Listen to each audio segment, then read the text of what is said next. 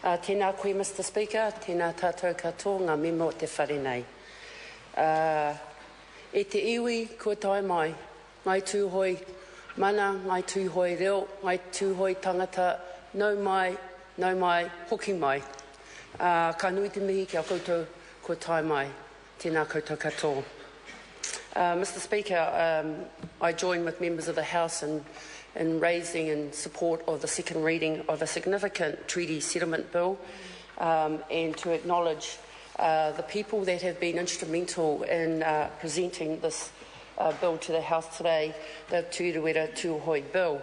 I join with all members in acknowledging the work that has gone before us and look forward to the third and final passage of this bill. Mr Speaker, our side of the part, like all members of this House, supports and acknowledges the reconciliation process of historic breaches of the treaty between the Crown and Māori. And we see the Waitangi Tribunal and the treaty process are critical parts of that process. We acknowledge the commitment, in particularly of Ngāi Tūhoi, to reach an agreement with the Crown today, but we also acknowledge it must be a durable settlement. Each settlement is unique, and its redress components that attempt to restore what has been taken and what can be preserved and developed for future generations. And I'm going to touch on those shortly. And we also acknowledge that treaty settlements are an important part of our modern identity. And we hope in this case, Ngāi Tūhoi, the Crown and our communities will better understand the conflict of our past, the commitment to resolve outstanding grievances, and the hope of a shared future.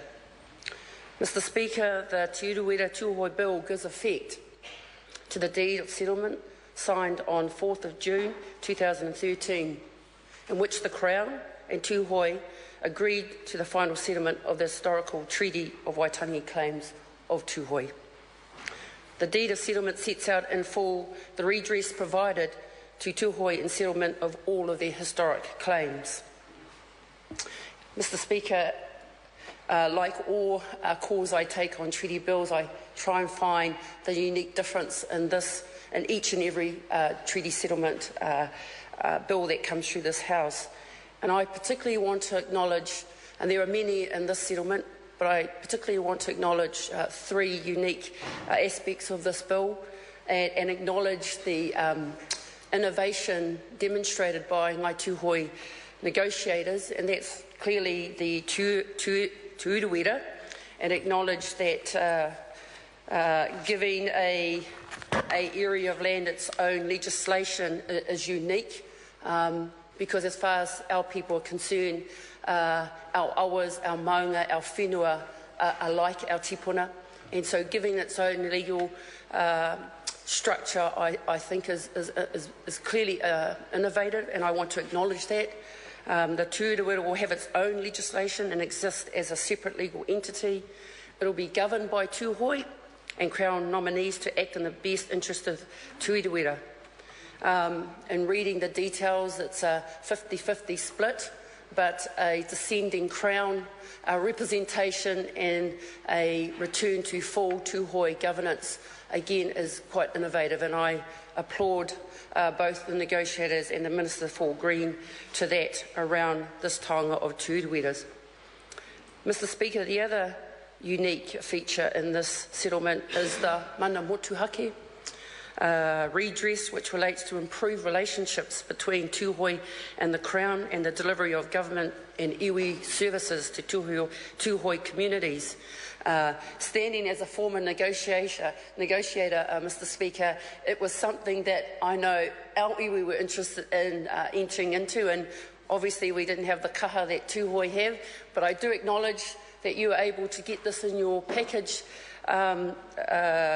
Tamati, and I know that having an influence on government services that impact on your people's lives is a critical step forward in helping manage what I believe is the issues that only we can tackle, and that's of our own people. So I do want to acknowledge that particular aspect in this bill. The third part, Mr Speaker, is not so much a part, but an absolute acknowledgement of the shared interest in the idyllic settlement of Waikato Moana. And I want to again pay tribute to the manaaki, the Humari way in which Ngāi-Tuhoe negotiators have worked with all the people around Lake Waikato Moana. Ngāti Ruapani and of course Ngāti Kahunguni ki Wairō.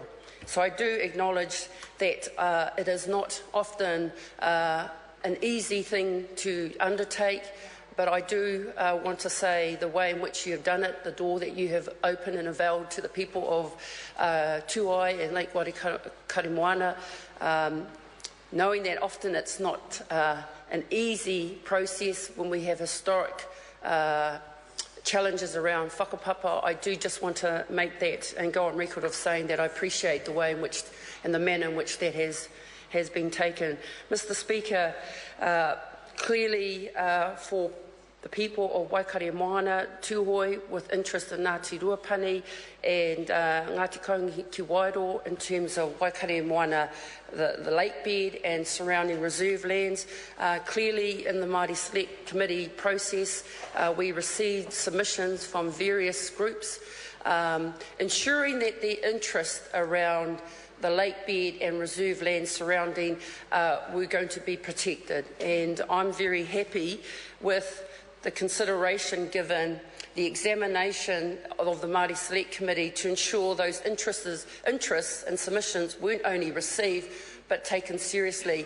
And I do want to acknowledge our chairman, the Honourable Tau Hinari, in which we look as members of the Select Committee for win-wins. And I want to say yet again that his leadership ensuring that this passage of this bill came through as expediently as it possibly can without impinging the rights of the submitters. I do need to acknowledge that, Tau, and I'm happy that the position of both ensuring that the Ngāti Kahunguni ki Wairō interest in the lake bed remains with the Wairō Waikato Moana Trust Board, which is 28%, and the 72% goes to the Ngāi-Tuhoe entities. And I want to acknowledge both the committee, particularly in coming to that conclusion. In terms of the reserve lands, it's heartening to see that Ahu Whenua Trust ruling was made in March this year, which again protects the beneficial owners, the shareholders in the reserve lands surrounding Lake Kari Moana. And again, we had several submitters passionately wanting to preserve their rights and interests in those reserve lands. So again, these go to show the constructive way in which the Māori Select Committee and the advice that we get from officials to ensure that we get what we consider as a durable settlement at the end of the day. Mr. Speaker, there is much to this bill to highlight and celebrate. We will leave that for the third reading.